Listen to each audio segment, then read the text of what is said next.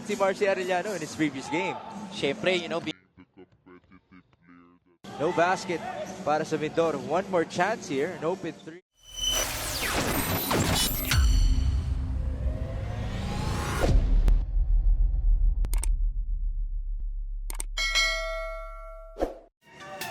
Players of Quezon City just cannot convert, but the same thing is happening for Mindoro. Score is 14-13. Panilio with 6 to work with.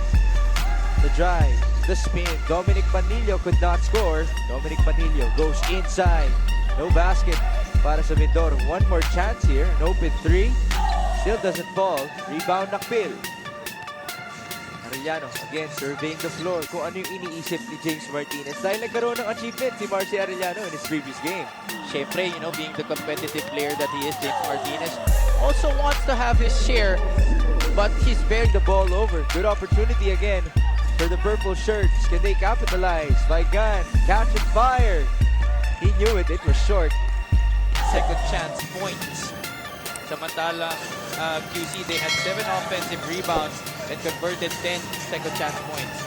Turnover story on your screen, 7-11 points off turnover, 16-6. And Coach Pido really puts a lot of premium on the defensive end. So hindi talaga papayag si Coach Alvin Gray na ganun yung maging average points against teams na ibibigay nila.